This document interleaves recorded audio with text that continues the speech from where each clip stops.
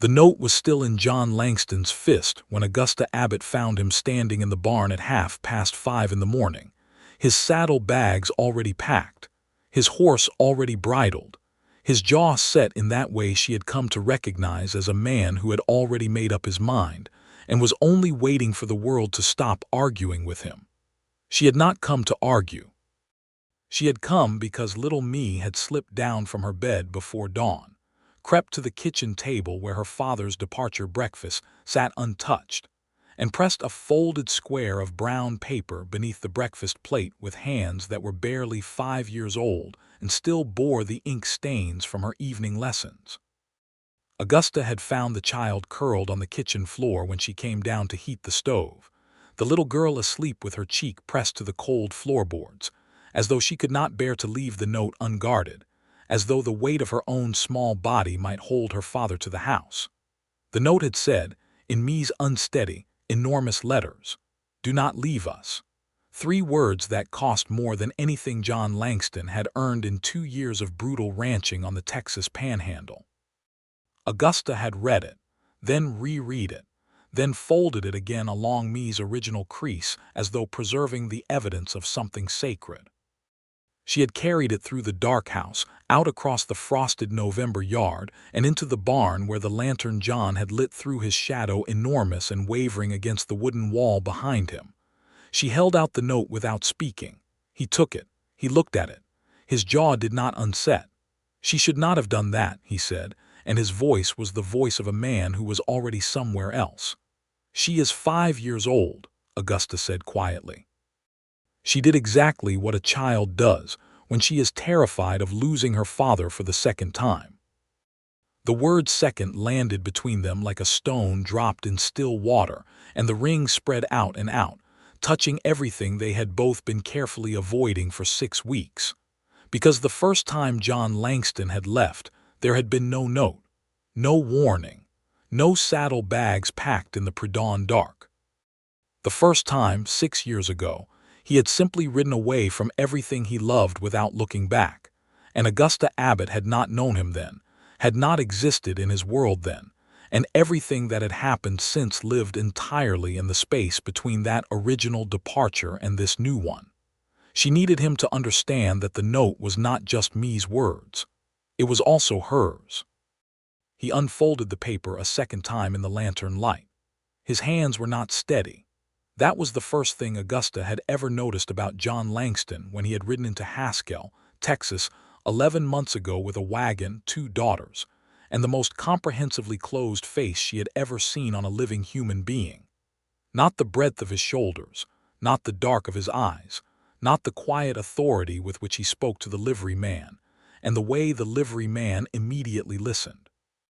What she had noticed first were his hands, because they had not been steady either, and she had recognized in that small tremor the signature of a man carrying something invisible and enormous. She had not imagined, standing there on the boardwalk outside Callahan's Dry Goods, watching a stranger arrive in a town that ate strangers, that in 11 months she would be standing in his barn in the dark, fighting for a future she had not planned and could not now imagine abandoning. Go back 11 months.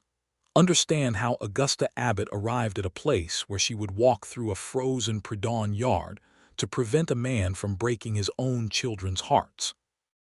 Understand what the note cost me, and what it asked of Augusta, and what it revealed about the dark, hidden thing John Langston had been carrying since before either of his daughters were born. Haskell, Texas, in the year 1884, was not a town that welcomed newcomers with warmth.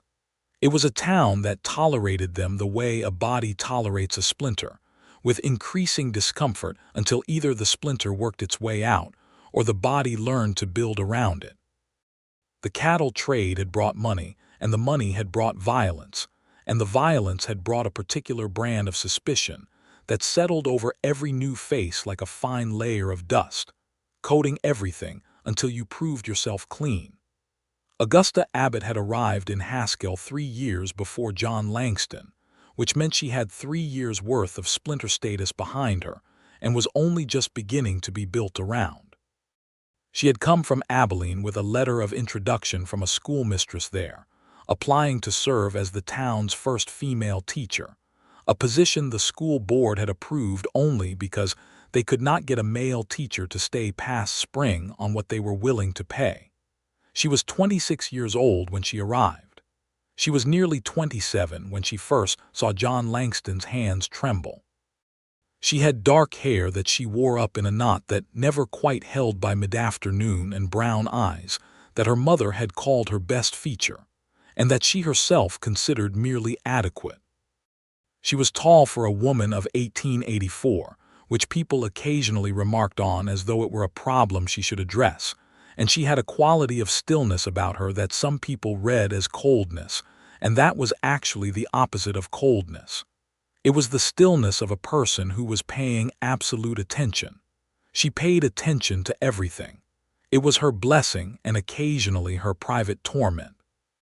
She noticed, for instance, that the man who arrived with the wagon and the two daughters spoke to no one in town if he could avoid it. She noticed that the older girl, who she later learned was named Clara and was 8 years old, held the reins while her father spoke to the livery man, with an air of competence that no 8-year-old should have had to develop.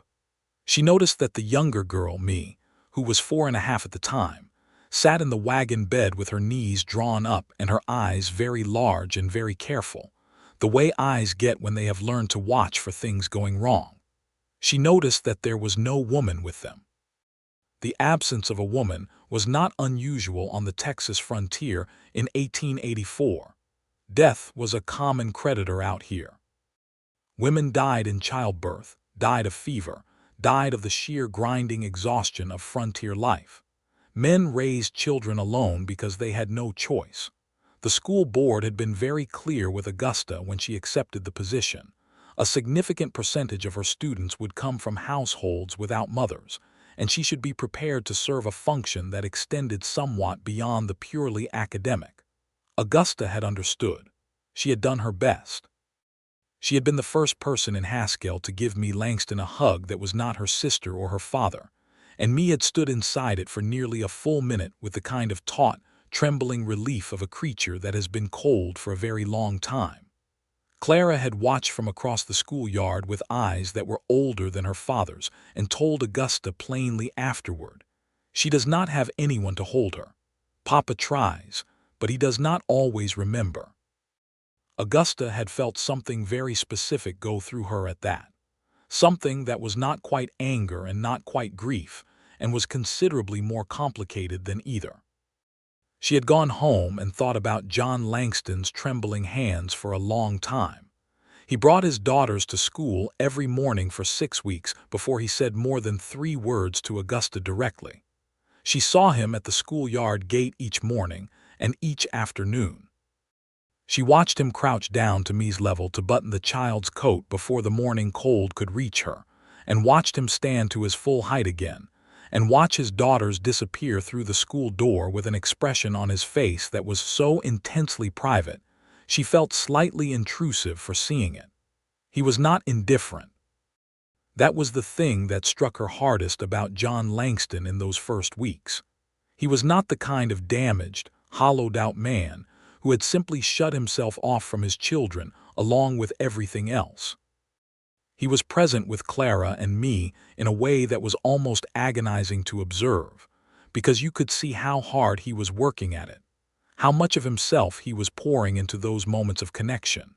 And you could also see, in the tightness around his eyes and the way he would sometimes pause mid-sentence, as though he had lost the thread of what normal fathers said to their children, that there was something in him that did not fully trust himself.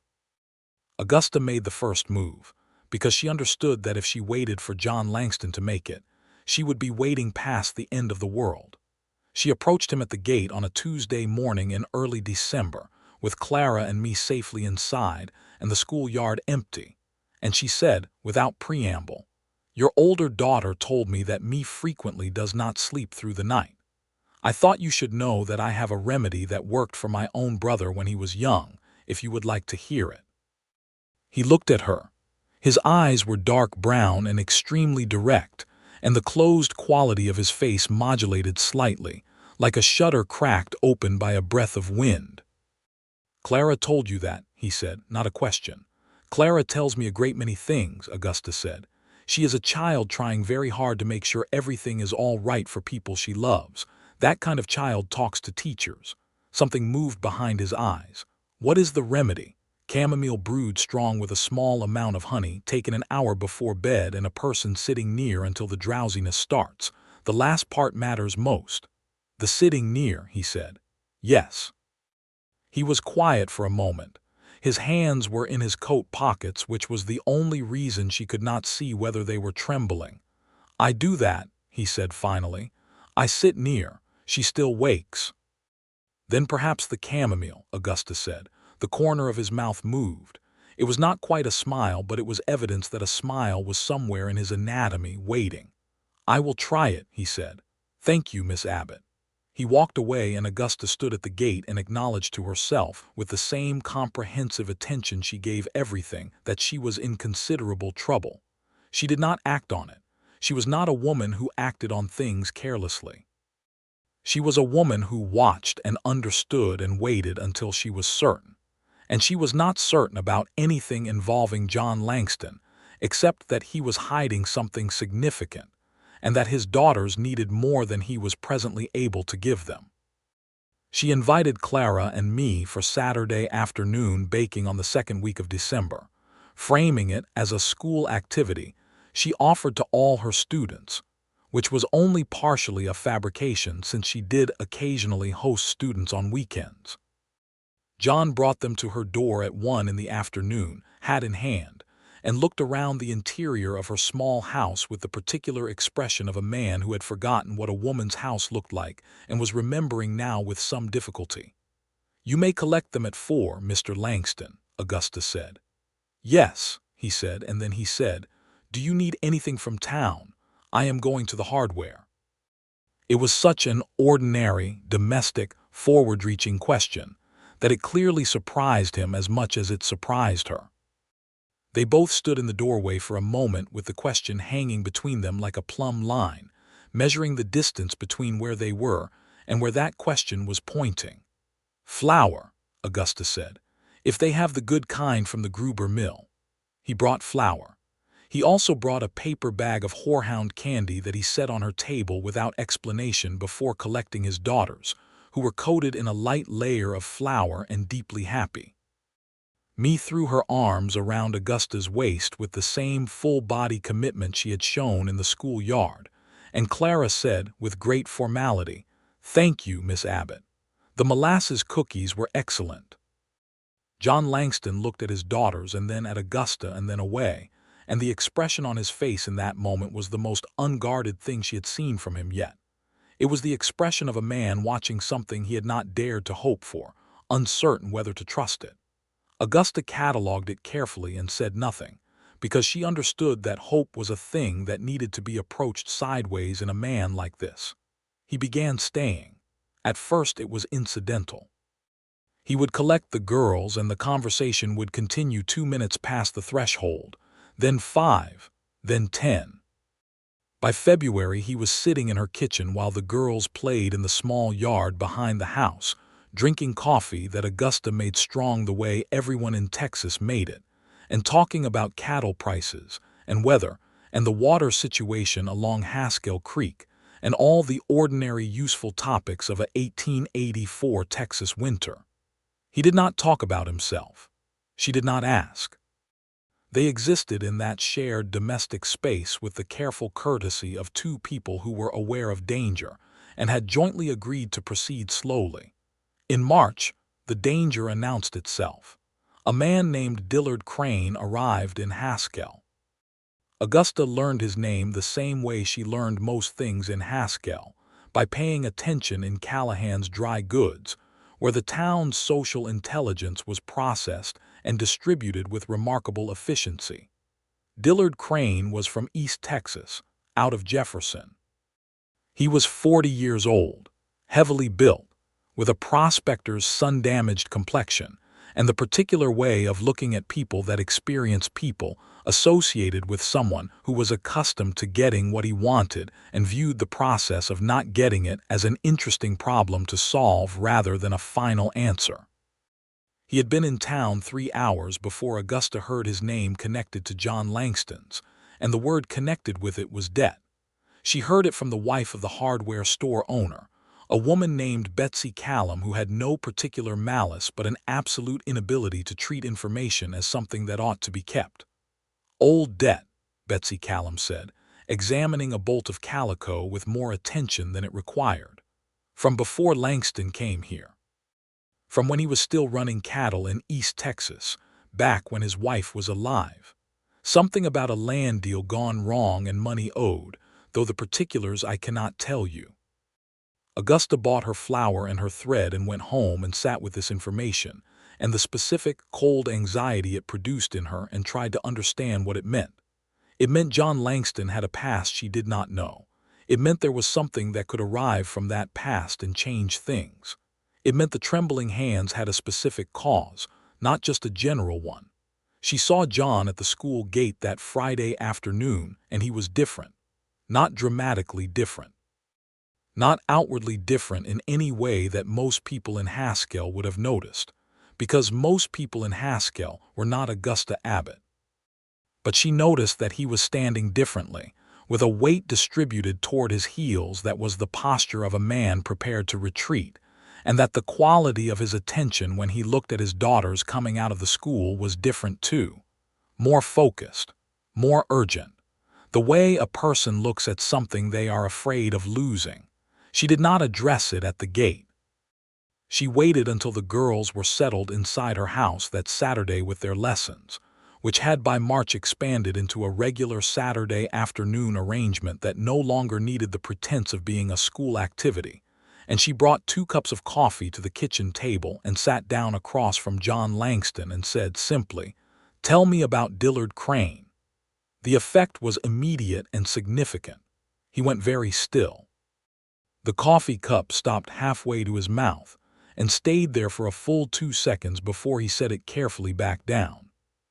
He looked at her with an expression that was partly the closed face she had first seen in November and partly something else, something that looked almost like relief, the way a person looks when they have been carrying a secret so long that being known is a kind of mercy even when it frightens them. "How do you know that name?" he said. "Haskell is a small town," Augusta said, "and I pay attention." He looked at his coffee. He looked at his hands on the table. He said, "His name was connected to mine." "Yes." "And you want to know whether it should concern you." Augusta considered how to answer this, because the honest answer was more forward than anything she had yet said to him, and she was not entirely certain it was welcome. She decided to be honest anyway. "I want to know whether it should concern me," she said, "because at some point in the last 4 months I became someone who is concerned about what happens to you and your daughters, and I would prefer to be working with the truth rather than around it." John Langston sat with her words for a moment. The kitchen was quiet except for the distant sound of the girls' voices and the occasional thump of someone moving a chair. He said, "That is a very direct statement, Miss Abbott." "I find directness more efficient." He almost smiled. "Yes," he said, "I have noticed that." He picked up his coffee and drank and set it down again.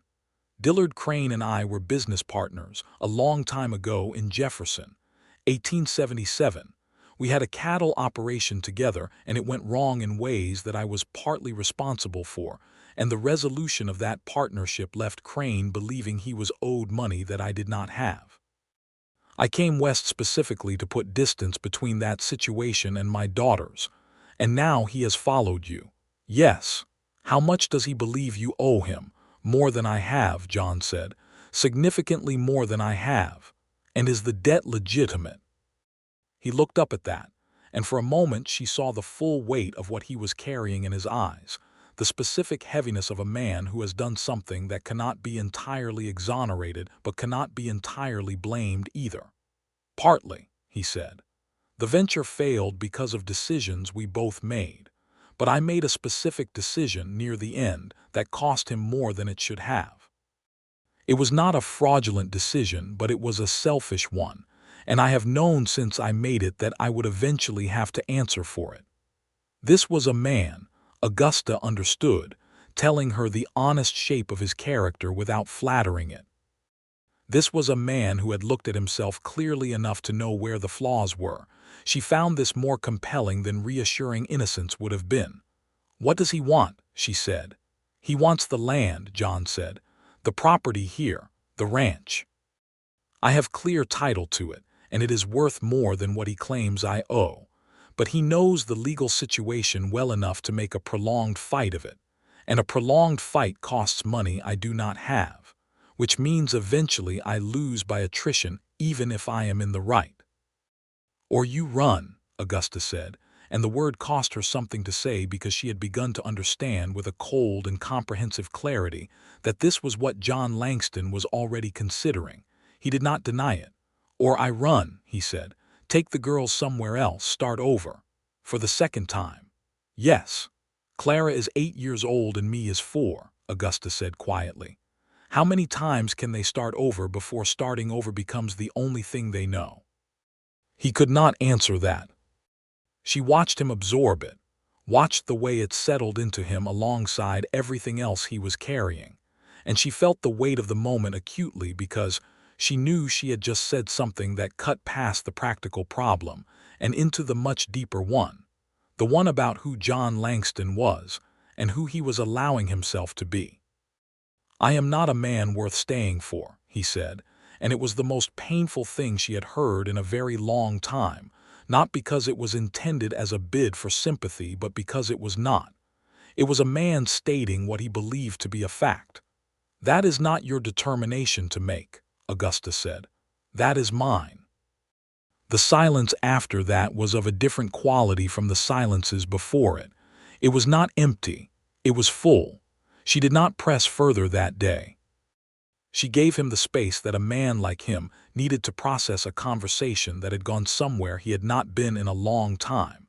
And when he collected Clara and me at 4 o'clock, he held Augusta's gaze at the door for a moment longer than usual, and she held it back. And there was something in that exchange that was more than a look and less than a declaration, and sat between them like a promise being formed. Dillard Crane came to the schoolyard the following week. It was a Wednesday afternoon, just before dismissal, and Augusta was inside finishing the day's lessons when Clara appeared at her elbow and said in a voice that was impressively steady for an 8-year-old, "There is a man at the fence looking at us and me does not like him." Augusta looked through the window. The man at the fence was watching the schoolyard with the particular intensity of someone who was watching for a specific child, and he matched the description she had been building in her mind of Dillard Crane with enough precision to confirm it. He was large, well-dressed by frontier standards, and there was something about his posture that was deliberately casual in the way that deliberate casualness always is, just slightly too studied, a performance of ease by someone who was not at ease at all. He was looking at me. Augusta left the classroom with a speed and decisiveness that she hoped the children would not find alarming and reached the fence before Crane had fully registered her approach. She positioned herself between him and the yard and said pleasantly and clearly, "Good afternoon. Can I help you?" He looked at her with the assessing quality she had already catalogued. "You the teacher?" "Yes, Augusta Abbott." "And you are just passing by," he said. "Notice the school. Then you will want to keep passing," she said equally pleasantly. "We are just finishing for the day and the children will be collected shortly." He studied her for a moment. "You know John Langston's girls?" "I know all my students," Augusta said, "and their fathers are due to collect them in 20 minutes. If you have business with Mr. Langston, I would suggest waiting at his property rather than at a schoolyard." The smile he gave her was the smile of a man who recognized an obstacle and was calculating how to root around it. "No business today," he said. "Just introducing myself to the town." He touched his hat brim and walked away with the unhurried pace of a man who was in no way finished. Augusta stood at the fence until he was out of sight. Then she went inside and told Clara to gather her and me's things because they were leaving early today, and she walked them to the Langston property herself. John came out of the barn when he heard the horse and the voices, and he read the situation in Augusta's face before she had spoken a word. His jaw set. "He came to the schoolyard," she said. He did not touch them or say anything to them, but he looked at me specifically. John looked at his daughters, who were already being drawn into the house by Clara with the brisk competence that Clara used to manage situations she wanted me to be removed from, and then he looked at Augusta, and the expression on his face was something that she had not seen there before, something that was past the closed face and past the controlled professional courtesy, and was simply raw and frightened in the way that only parenthood makes a person frightened. "Thank you," he said. His voice was rough. "I need you to understand something," Augusta said. "He is using your daughters as a pressure point. The fact that he went to the schoolyard rather than to your property tells me he is not simply here to make a legal claim. He is here to make you feel unsafe. He wants you off balance." "He is succeeding," John said. "Then we need a plan that does not involve you running, because running confirms to a man like Crane that he has the power, and it teaches your daughters that power is something you survive by avoiding rather than by facing." He stared at her. "We," he said. "Yes," Augusta said. "We." "Unless you have another suggestion." He had no other suggestion. He stood in the cold March wind with the look of a man being handed something he had convinced himself he did not deserve, and he took a long, difficult breath, and he said, "Will you come inside? It is cold." She went inside.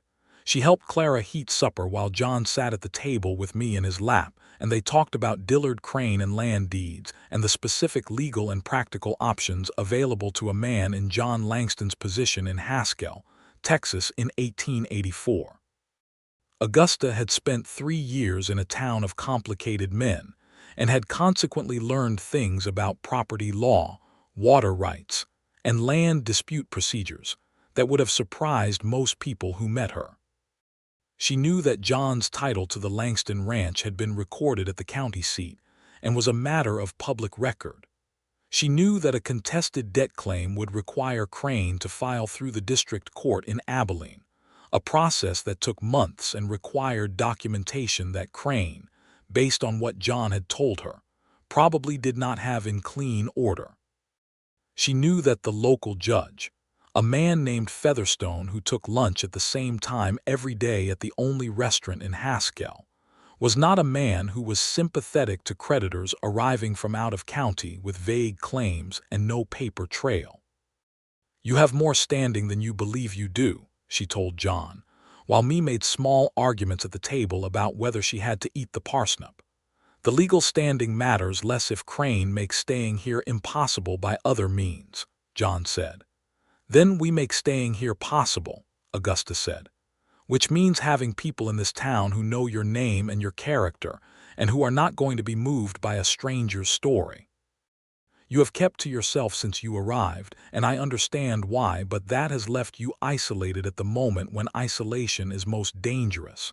He looked at her. "You are talking about introducing me to people." "Yes. You sound like you have a list."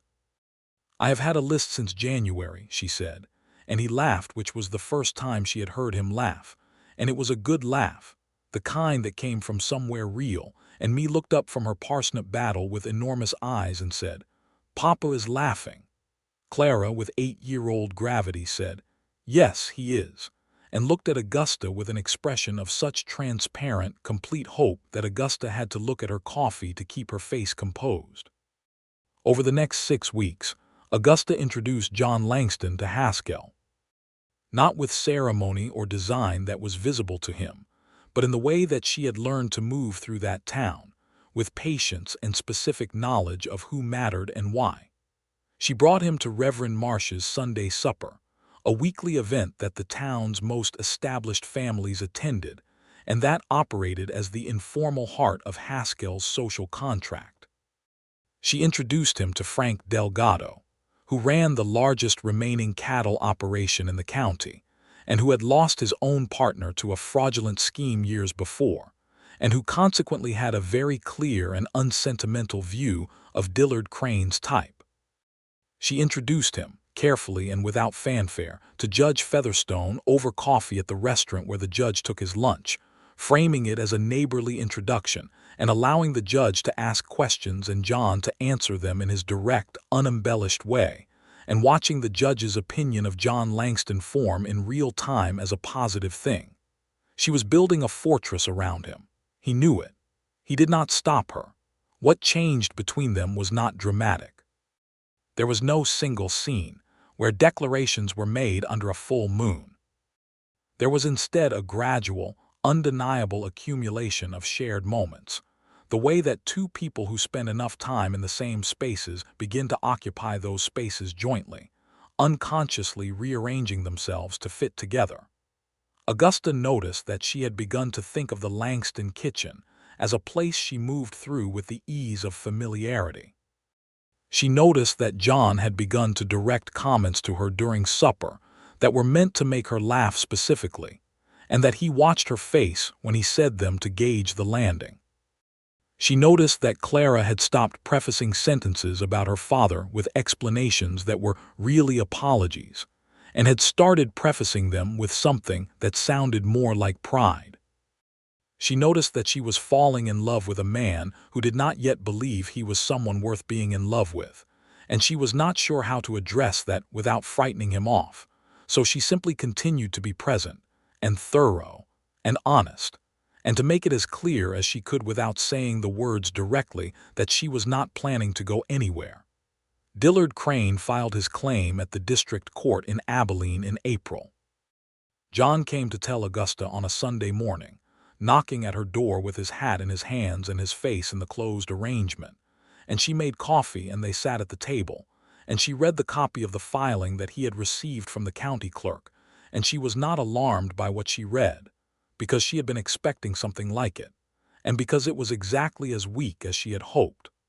The figure he is claiming is 3 times what any reasonable calculation would support, she said. And the only documentation he has submitted is a personal letter he claims to have written you in 1878, which is not a legal instrument and which you can counter with testimony about the actual terms of the partnership. I do not have the original partnership documents, John said. I lost them when we left Jefferson. Can you reconstruct them, parts of them? What about witnesses? Who else was part of that business? He thought for a moment. A man named Harrisburg. Robert Harrisburg. He was involved in the early months. He would remember the terms. Find him, Augusta said. Write to him today. The hearing date is October, which gives us 6 months. John looked at her. There was something in his expression that had been building for weeks and that was now very close to the surface. Augusta, he said, and her name in his mouth sounded different from anything else in the room, warmer and more specific, and she felt it in her sternum. Yes. Why are you doing this? Because it needs to be done, she said. That is not an answer. She put down her coffee and looked at him directly. Because you matter to me, she said, and Clara matters to me, and me matters to me. And I am tired of watching a good man believe that the appropriate response to difficulty is to disappear. He was quiet for a very long time. The kitchen held the particular Sunday morning stillness of a house where the urgency of the week has not yet arrived. Outside, a mockingbird was doing its complicated catalog of stolen songs. I left the first time because my wife was dead and I did not know how to stay, he said. I took the girls and I ran from Jefferson because staying there meant being near her grave and near Crane and near everything that had gone wrong, and I told myself it was for their sake. But it was not for their sake. It was for mine. Augusta listened without moving. Her name was Ruth, he said. She died 2 days after me was born, fever. There was nothing to be done. He stopped and then continued in a voice that was steady in the way that things are steady when they have been held still through great deliberate force. Clara was old enough to understand that her mother was gone and that her father had become someone she did not fully recognize. Me never knew her at all. I have thought about that a great deal. Whether me's not knowing is a mercy or whether it is a different kind of loss, one without a shape. Both, Augusta said gently. It is both at once. He looked at her. Yes, he said, that is exactly right. She reached across the table and placed her hand over his. He looked down at their hands and he turned his palm upward and held on with a steadiness that had not been there before, that was perhaps new, that felt like someone setting down a long-carried weight with the deliberate intention not to pick it up again. I do not want to leave, he said. I want you to know that. Whatever I do in the end, I want you to know that for the first time in 6 years there is somewhere I genuinely do not want to leave." "Then do not," she said. The summer of 1884 was the summer that John Langston stopped being a man in isolation. Frank Delgado gave him work on the fall cattle drive, which provided income and introduced him further into the fabric of the county's ranching community in ways that mattered. Judge Featherstone had coffee with him twice more and made it quietly clear to the men who mattered in Haskell that Langston was a man of known character. Robert Harrisburg wrote back from Dallas, where he had resettled, with a detailed letter reconstructing the partnership terms and confirming that Crane's claim was substantially inflated. Augusta kept teaching. She kept bringing me and Clara into her orbit on Saturdays and watching them transform, me losing the careful wariness by increments until she was a child of nearly complete exuberance. Clara learning slowly to put down the enormous adult responsibility she had been carrying and simply be 8 years old again. These were small domestic miracles that happened in Augusta's kitchen and schoolyard, and that she treasured with a specific, private intensity. John brought her wildflowers in June, holding them out at arm's length with an awkward directness that was more charming than any studied gesture would have been. She put them in her one good vase, and they both looked at them on the table and did not say anything about what they meant, because some things did not need to be said yet. He kissed her on the 4th of July, at the town's independence celebration, in the particular chaos of fireworks and crowd and children running loose, when they found themselves momentarily apart from everyone else near the fence of the town square, and he turned and looked at her with the expression that had been building since March, and said nothing, and kissed her, briefly and with extraordinary care, and then stepped back and looked at her as though waiting for the verdict of a verdict that very much mattered. "About time," she said. He laughed. The laugh was real and deep and completely unguarded, and me, running past at exactly that moment, skidded to a stop, looked at them both with the complete investigative focus of a 4-year-old and said, "Why is Papa laughing like that?" "Because he is happy," Clara said, appearing at me's shoulder with the timing of a child who had been monitoring the situation. She looked at Augusta with the same profound hope she had shown over the supper table in March, and this time Augusta did not need to look away from it. She smiled back, and Clara, for once, allowed herself to simply smile in return without any adult overlay at all. The October hearing in Abilene was the most frightening 2 days of Augusta's life to that point, which she acknowledged to herself while simultaneously not allowing John to see her fear because he had enough of his own. She traveled with him to Abilene on the morning stage, leaving the girls with the Reverend Marsh's wife, who had become fond of them over the summer, and they sat side by side in the stage with their shoulders touching, and did not speak very much. But Augusta kept her hand in John's for the duration of the journey, and he held on with the same deliberate steadiness he had shown in her kitchen in April. Robert Harrisburg was there. He was a lean man in his 50s with the honest, lined face of someone who had lived plainly, and was not interested in pretending otherwise.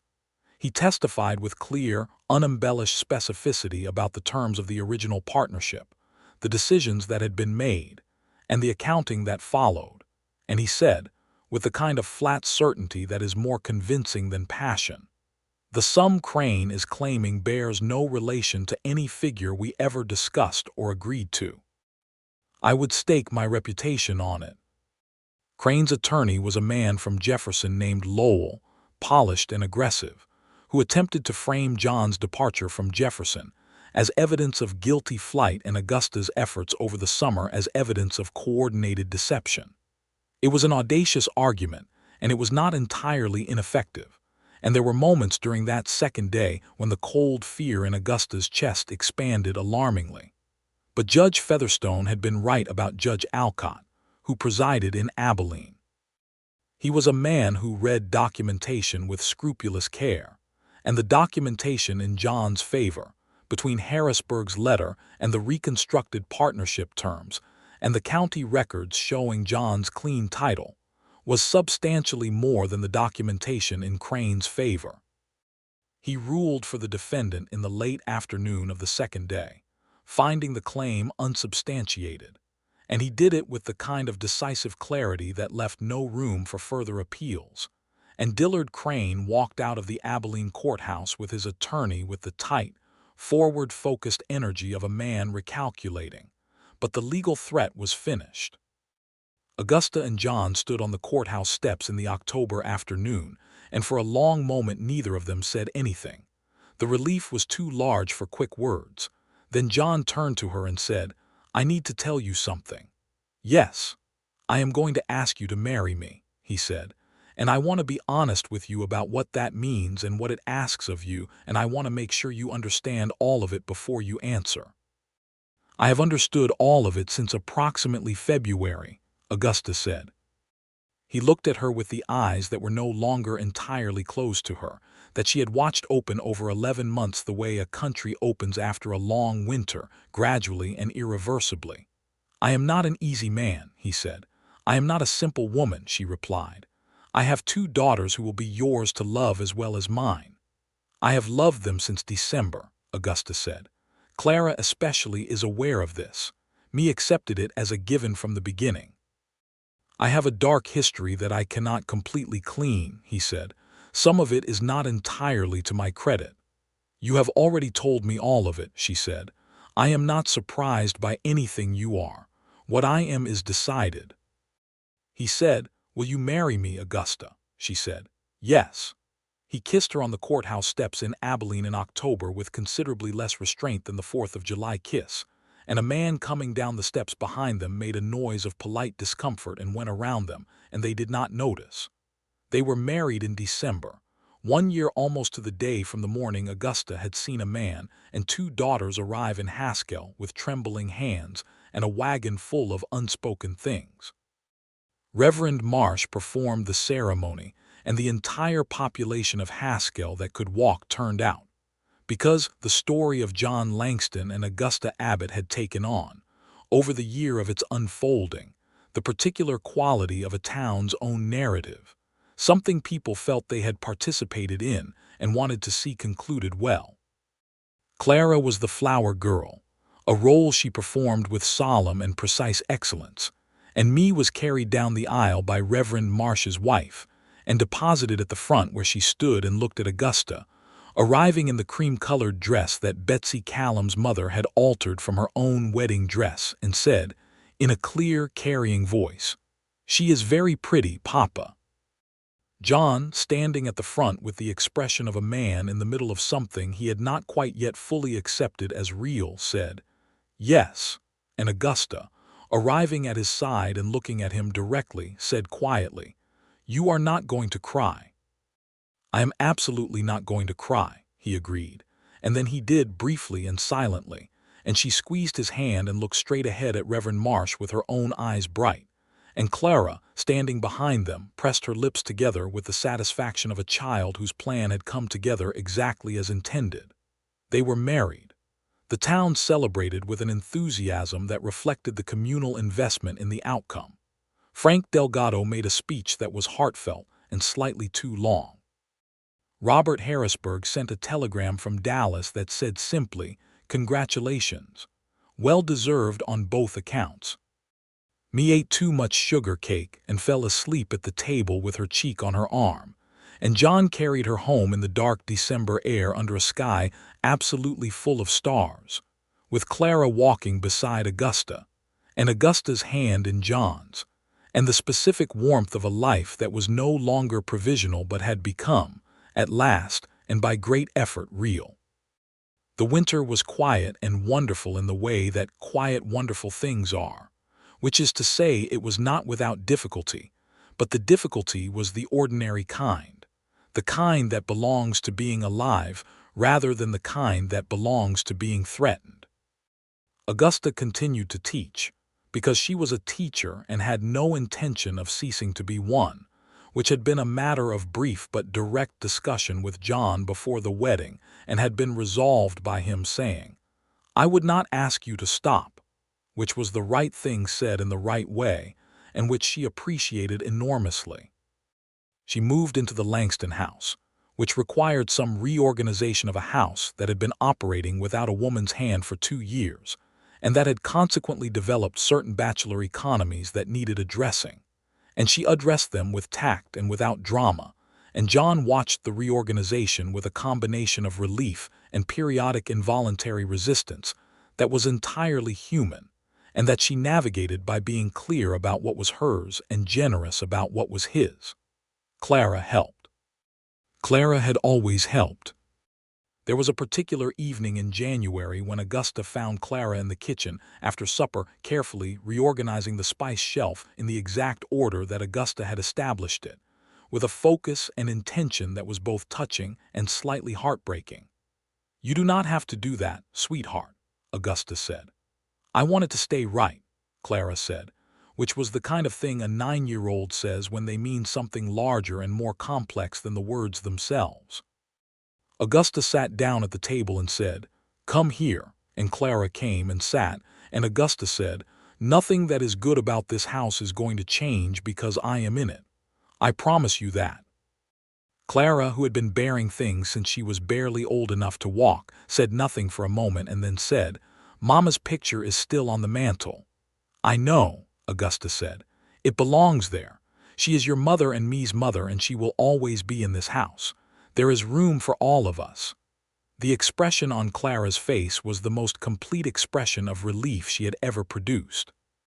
9 years of careful management of a situation too large for her resolved, in that moment, into something resembling actual childhood. She climbed into Augusta's lap with the total confidence of a child who has finally decided to trust, and Augusta held her the way she had held me that first day in the schoolyard, and outside the January dark pressed against the windows, and inside the house was warm. Me had no complex negotiations to perform, because me had always, on some instinctive level, understood that Augusta was hers. She called her Mama by February. The first time she said it in the middle of breakfast, without ceremony, just as a natural address, Augusta had to excuse herself for a moment to the back porch because the size of the feeling required space. John found her there. He came out without his coat in the cold February air and stood beside her and did not ask anything, just stood, which was exactly the right response. "I am fine," she said. "I know," he said. She said, "Mama."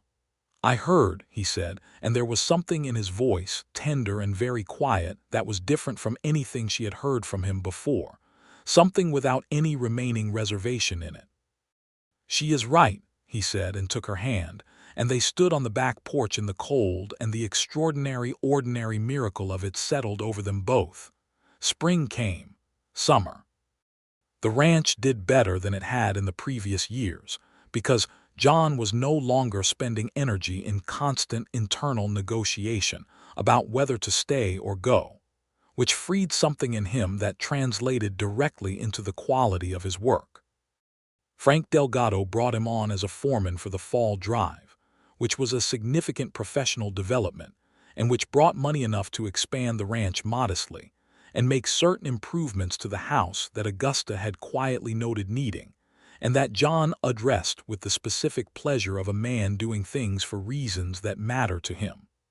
Augusta was expecting their first child by September. She told John on a Sunday morning in their room, simply and directly, and watched his face go through several things in rapid succession. Joy first, large and immediate, then a flicker of something else, something that came from the place where Ruth lived, the shadow of what had happened before. She saw it and she addressed it before he could retreat behind it. "I am healthy and the doctor says everything is as it should be," she said. "And whatever happened before was not something you caused, and it will not necessarily happen again." He sat on the edge of the bed with his hands between his knees and said, "I know that." "Do you?" He looked up. "I am trying to," he said honestly. "That is enough," she said. "Trying is enough." He held her hands. He looked at them for a long time, and then he looked at her face, and what was in his expression was the full, unguarded love of a man who had stopped trying to convince himself he did not deserve it, "I love you," he said. "I should have said that more clearly and sooner." "You have been saying it in other ways for months," Augusta said. "I have understood all of it."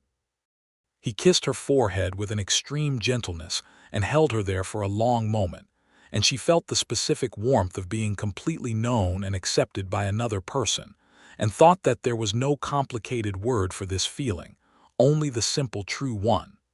Me and Clara were enormously excited about the baby. Me's excitement was undiscriminating and loud. Clara's was intense and organized and expressed itself primarily through the research of what babies required and the systematic preparation of the house for a new person. She made a list. The list was 4 pages. "Clara," John said, reading the list over breakfast, "have you been talking to Miss Abbott about this?" "Miss Augusta," he corrected himself, still sometimes making the same adjustment he had been making since December. "She is Mama now," Me said, with the breezy certainty of someone to whom the matter had been settled long ago. John looked at Augusta. Augusta looked at John. There was an entire conversation in that look, tender and amused and full of an accumulated warmth that 11 months of crisis and effort and gradual trust building had produced. "Yes," John said, "she is." The winter of 1885 passed and early spring arrived, and in March of that year, Augusta delivered a healthy boy. They named him Thomas, after Augusta's father, and he arrived in the world with the dramatic insistence of someone who had opinions about the process and wanted everyone present to know it. John was there, which he had not been able to be with me, and Augusta, afterward looking at his face as he held his son for the first time, thought that she had never seen a person look so entirely present, so entirely and wholly in the moment they were in, with no part of themselves somewhere else. Clara cried, which she had been certain she would not do. Me tried to get into the bed with the baby immediately and had to be redirected with some effort. The house was full of the specific wonderful chaos that belongs to a new person arriving in it, and Judge Featherstone sent a bottle of good wine with his congratulations, and Frank Delgado's wife sent a roasted chicken and 2 pies, and Reverend Marsh came the following day to pray over the new Langston, and to sit with John in the kitchen and talk quietly about gratitude and grace. Thomas was, from the first week, a calm and observant baby who watched everything with the considered attention of someone accumulating information. Me was fascinated by him, and Clara was protective of him, and John was besotted with him in the simple and complete way that a man can be besotted with a child when he has arrived at a place where love is not complicated by the fear that it will be taken. It was in June, 4 months after Thomas was born, that everything almost came undone. A letter arrived from Jefferson. It was addressed to John, and the handwriting was not Dillard Crane's. It was from a man named Weston, who had been another associate from the East Texas years, and its contents were brief and specific and alarming. Dillard Crane, the letter said, had not accepted the Abilene ruling as final. He had spent the winter building a different kind of case, not a legal one this time but a personal one, a campaign to damage John's reputation in Haskell through the circulation of a story about the Jefferson partnership that was not true, but that was constructed with enough plausible detail to be difficult to disprove. He had been writing letters to Haskell. Weston had heard of it through a mutual acquaintance and was writing to warn John because, whatever his other qualities, Weston was not a man who approved of lies told in cold blood.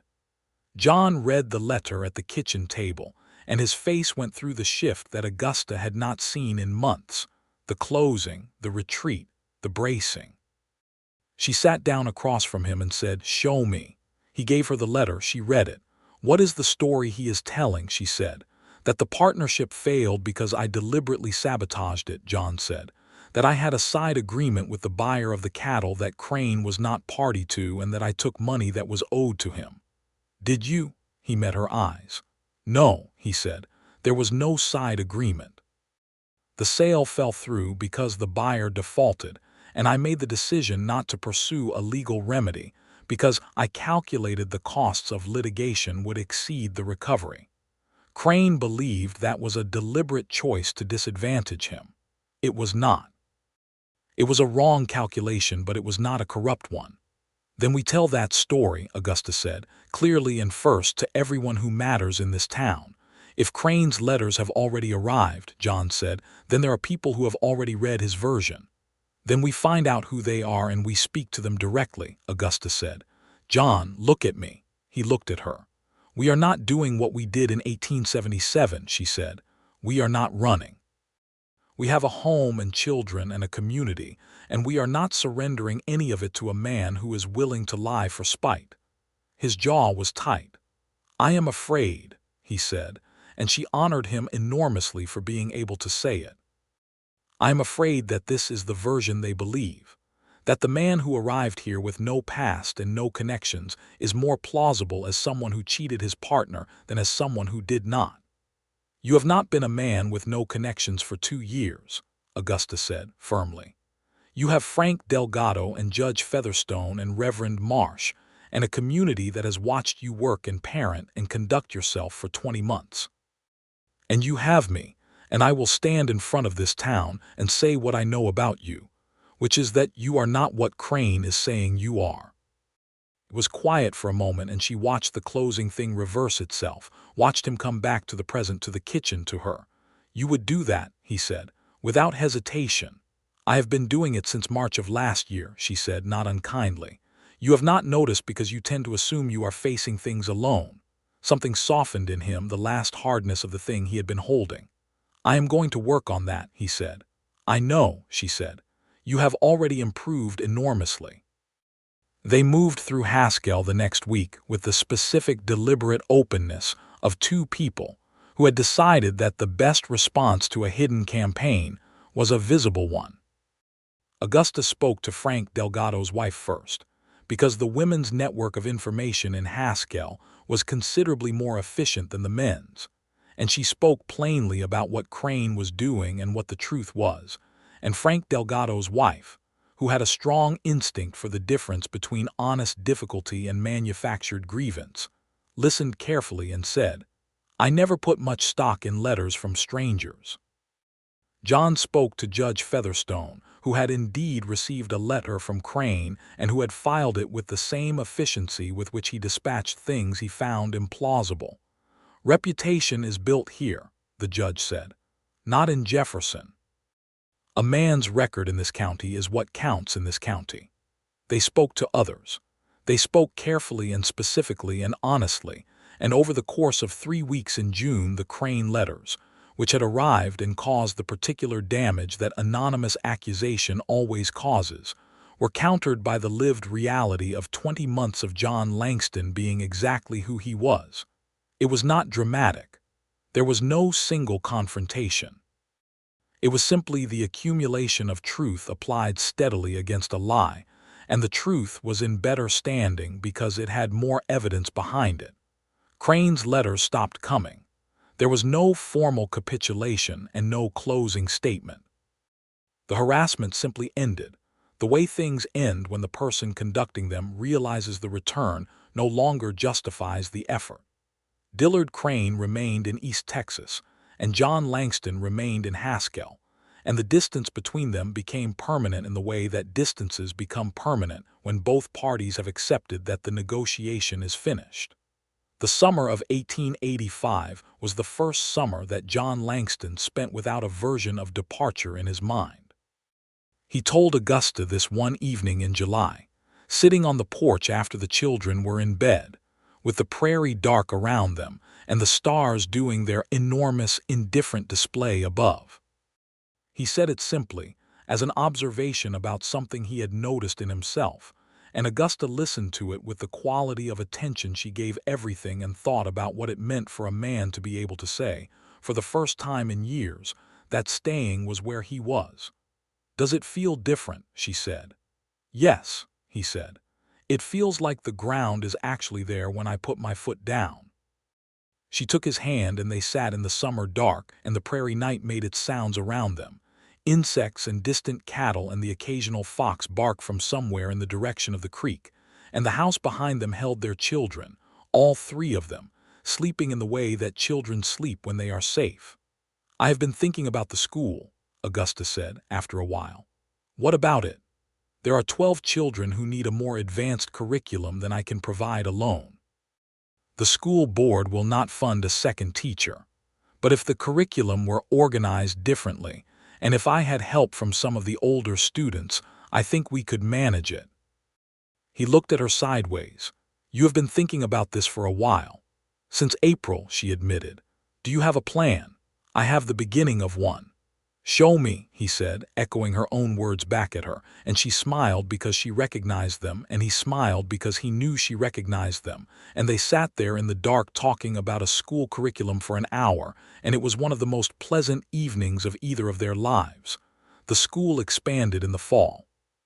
Augusta organized the older students as teaching assistants for the younger ones, and implemented a curriculum structure that she had been developing in her head since spring. And the result was a school that was objectively better than it had been before, which the school board noticed with a combination of gratitude and the specific embarrassment of people who had not themselves suggested it.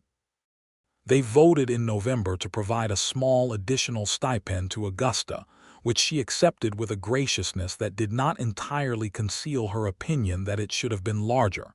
John laughed about this at supper. "You should have negotiated," he said. "I intend to next year," she said, "when the results are undeniable." Clara, now 10 years old and beginning to develop the precise, analytical intelligence that would eventually make her one of the most formidably capable people in Haskell County, followed this exchange with close attention and asked if she could read the school board's official correspondence. And Augusta and John exchanged a look that said, simultaneously, something about the future she was building toward. Thomas was walking by November. He walked with the same unhurried, observant confidence with which he did everything, making careful decisions about each step as he went, which Clara said was very sensible and me said was too slow, and that she could carry him faster, which she demonstrated periodically whether invited to or not. He said his first word in December, 1 year after his parents had been married, at Christmas dinner with the Reverend Marsh and Frank Delgado's family, gathered around a table that was too small for the company, but that nobody wanted to reduce. His first word was clear and unprompted, and delivered with considerable satisfaction into a brief conversational pause, and the word was "me," which caused me to burst into tears of joy that she would later strenuously deny had occurred. John lifted Thomas in the air and said, "Good choice," and Augusta thought that there was no possible way to feel more full than she did in that moment at that table with those people. But she had thought that several times over the past 2 years and had been proven wrong each time, which suggested that the capacity for this particular kind of fullness was not a fixed quantity. She told John as much that night, lying awake while the house held its peaceful Christmas dark around them. He listened and thought about it and said, "I spent a long time believing the capacity for feeling things was something that used up, that you only had so much of it and then it was gone. And now I think it grows," he said. "The more you use it, the more there is, which seems counterintuitive, but here we are." She moved closer to him and said, "Here we are." "Here we are," he said. Which brings us back to November, to the barn in the pre-dawn dark, to John with his saddle bags and his bridled horse, and his note from me that said 3 words in enormous uneven letters that cost more than anything and asked everything. It was not what it appeared to be. This is the thing Augusta understood in the barn in a way she had not fully understood in the house, where fear had driven her out of bed and across the dark yard in barely enough to cover herself against the cold. She had come here thinking she was preventing a departure. Standing in the lantern light, watching John hold me's note with hands that were not steady, she understood something more complex. He was not leaving. He was standing in the barn at 5 in the morning with packed bags and a bridled horse because he had woken at 2 from a dream that she had not been there, that the house had been empty, that the life he had built had turned out to be something he had only imagined. She could read the shape of the night in the way he was standing, The old terror reasserted in the dark, quiet hours. The conviction that things this good were things that ended. That the right response was to move first before the loss could find him. He had come to the barn not to leave. He had come to the barn to fight with himself. She understood this with the comprehensive attention she had been paying to John Langston for 2 years, and she put down the cold fear she had brought with her from the house and replaced it with something steadier. "You are not going anywhere," she said, not as a command. As a statement about what she knew. He looked at her. His eyes were red-edged, not from crying but from a sleepless night and from the specific exhaustion of fighting with yourself for hours in the dark. "I woke up and thought," he said, and stopped. "I know what you thought," she said. "I packed the bags before I understood what I was doing," he said, as though my body knew a way out that my mind had already rejected. "I have been standing here since 3 o'clock trying to make myself unpack them." "Come back to the house," Augusta said. "Augusta," he said, and the way he said her name was different from the ordinary way, more weighted, more deliberate, carrying in it the full significance of what he was trying to say.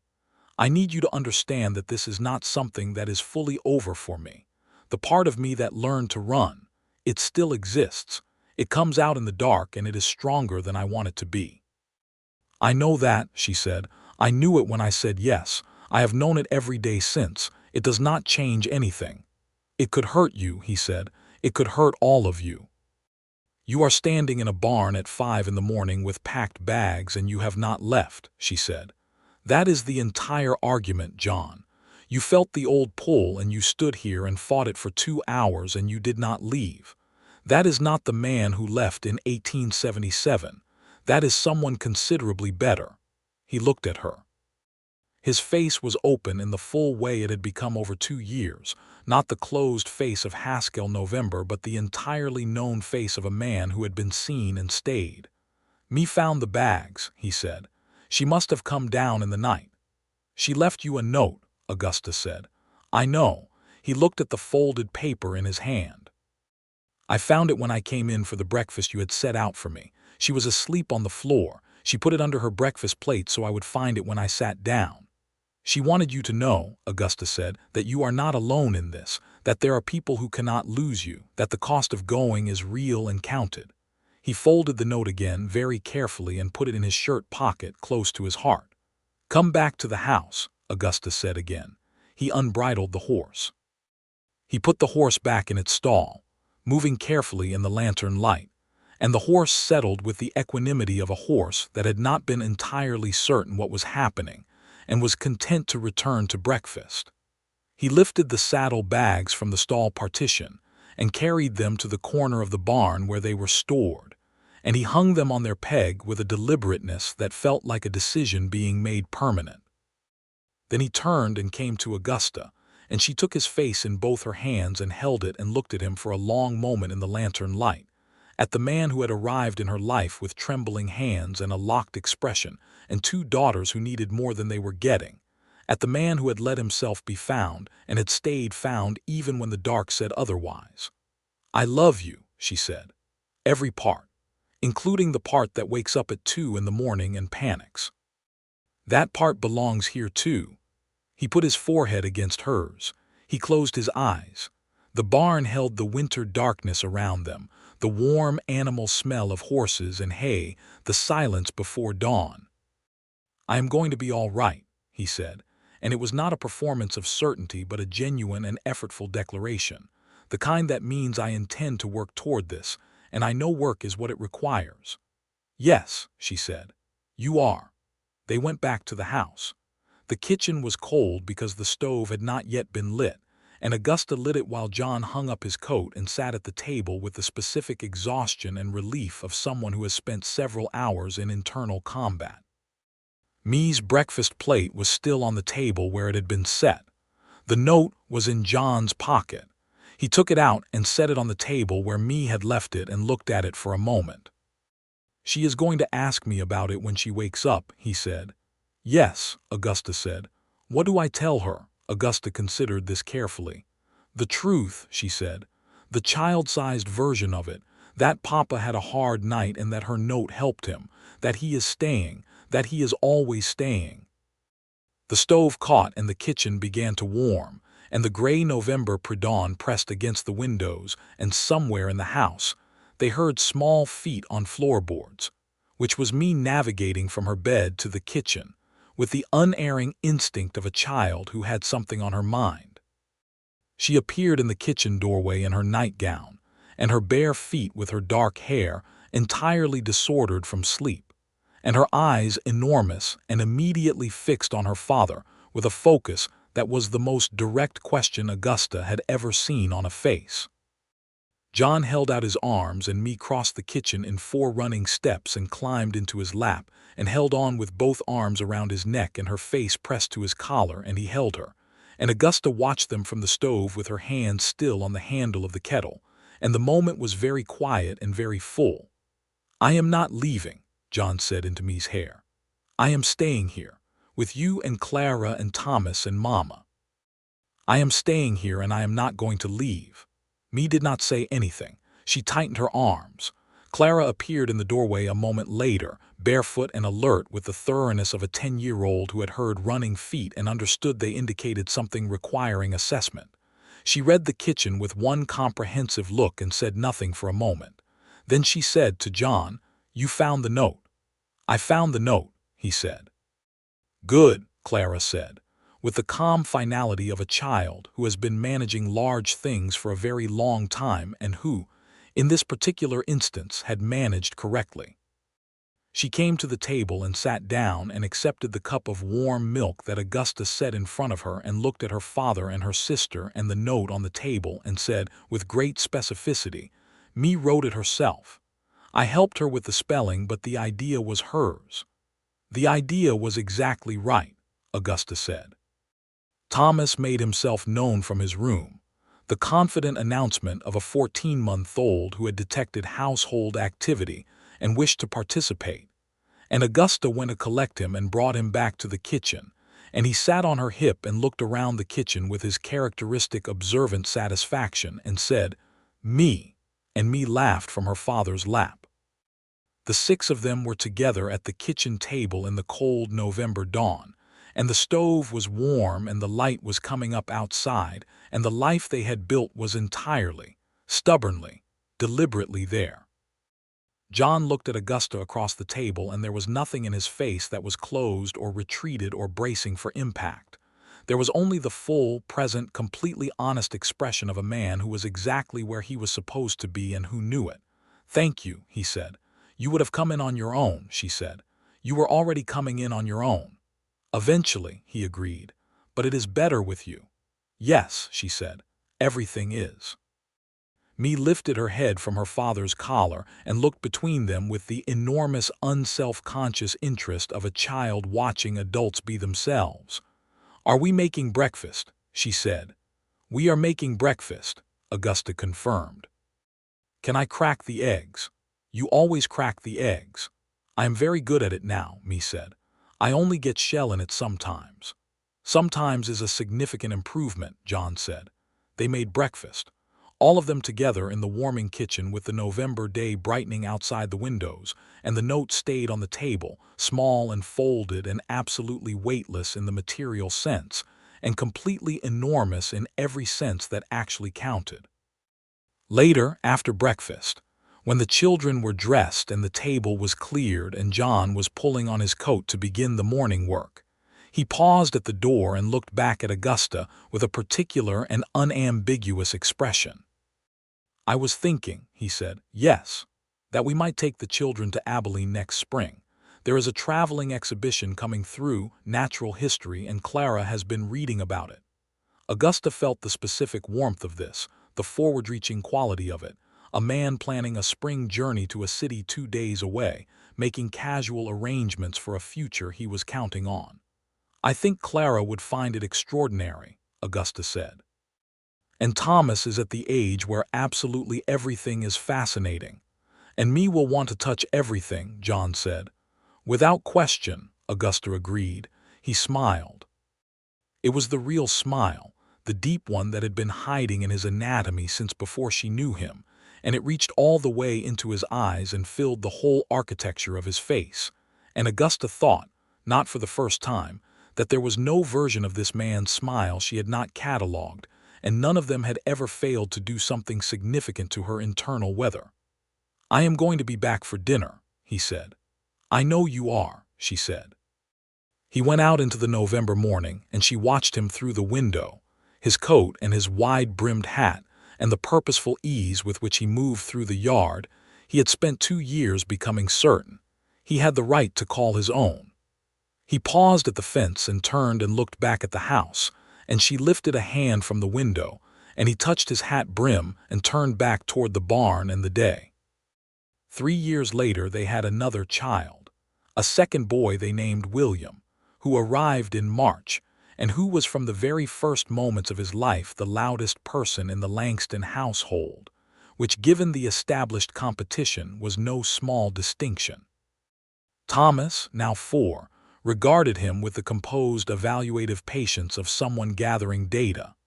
Me, at 8, declared him absolutely perfect and spent a significant portion of the following months attempting to educate him, which was not yet practically possible, but which she pursued with the characteristic Langston combination of conviction and ignoring of obstacles. Clara, 13 and beginning to understand her own considerable intelligence with some wonder, helped Augusta with the new baby with a quiet competence that was no longer the desperate adult competence of a child who has no choice, but the chosen, voluntary competence of a young woman who loved her family and wanted good things for it. The school in Haskell had grown to require a second teacher by that point, a young woman named Helen Prescott, who had come from San Antonio and who had Augusta's same quality of absolute attention, and who became, in the following years, both a professional colleague and a genuine friend. John had been made a partner in the Delgado cattle operation by 1888, a development that Frank Delgado presented as a business decision, and that was also something more personal, an acknowledgement by a man who had no son of his own that here was someone worth investing in. The Langston Ranch expanded and improved and became, by the end of the decade, a prosperous and well-regarded operation that was spoken of in the county with the specific respect that attaches to things built slowly and honestly. Dillard Crane remained in East Texas and did not come west again.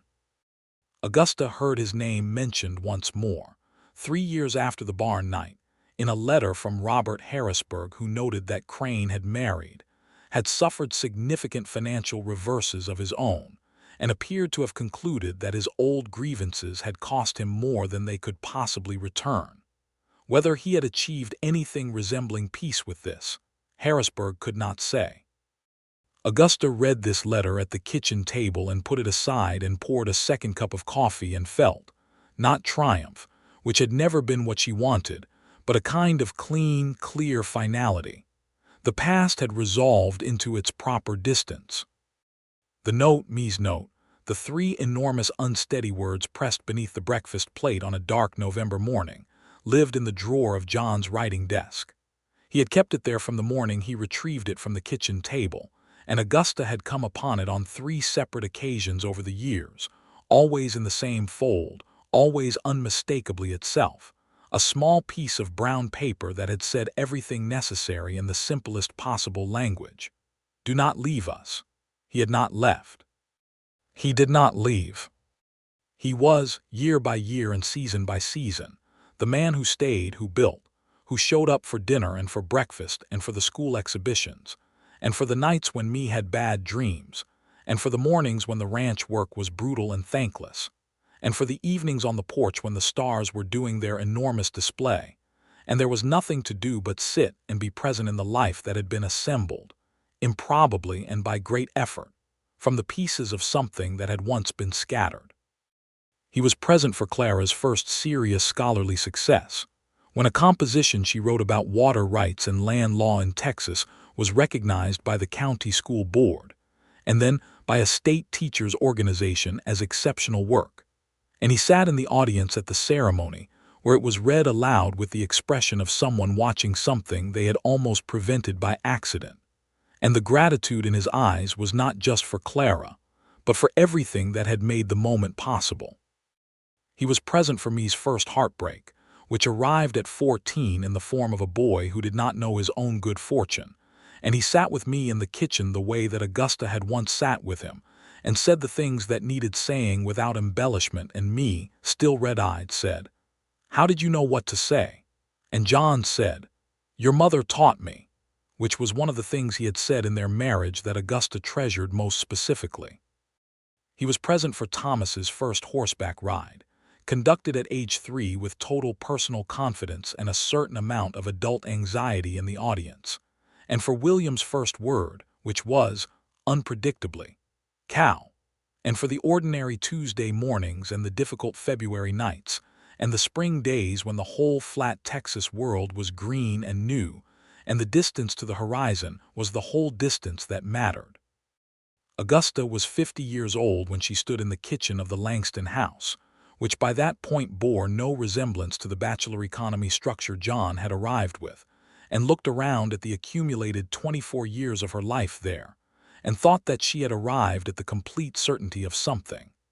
Not the settled certainty of a life without difficulty, because there had been difficulty, and there would be more, because that was the nature of a life honestly lived. But the certainty of a life that had been fully inhabited, by people who had chosen it and kept choosing it, by a man who had learned to stop running, and a woman who had been willing to walk across a dark yard in November to make sure he knew he was wanted. The note was still in the drawer. She had looked at it that morning without taking it out, running one finger along the edge of the drawer where she knew it was, the way you touch something sacred without needing to display it. John came in from the barn at 11, the way he did every late fall morning now that the operation ran with the self-sufficiency of something truly established, and he poured himself coffee and came and stood beside her in the kitchen, and followed her gaze around the room with the comfortable shared attention of two people who have looked at the same things for long enough to see them together. "What are you thinking?" he said. "That it all worked out," she said, in the specific, complete way that things sometimes do not. He was quiet for a moment. Outside, the November air was crisp, and the sky was the Texas blue that has no comparison anywhere else. "Yes," he said, "it did." "Are you glad?" she said, not because she doubted it, but because she liked to hear him say it. "More than anything I know how to put into words," he said. He put his arm around her and she leaned into him, and they stood in the kitchen in the November morning light with the whole long, good-built life around them and ahead. "We should visit Clara in Abilene before Christmas," she said. "She mentioned the grandchildren would like it." "I will arrange the stage," he said, "and me's youngest needs new boots." "I told her I would bring them. Add it to the list," he said. "I have had a list since January," she said, echoing something ancient between them, and he laughed, the real laugh, the deep one, and kissed her temple, and they stood there in the good, ordinary, irreplaceable warmth of it. Outside, the November day spread itself over the Texas Panhandle in all its enormous, indifferent beauty, and inside the kitchen of the Langston house, everything was entirely, stubbornly, permanently right.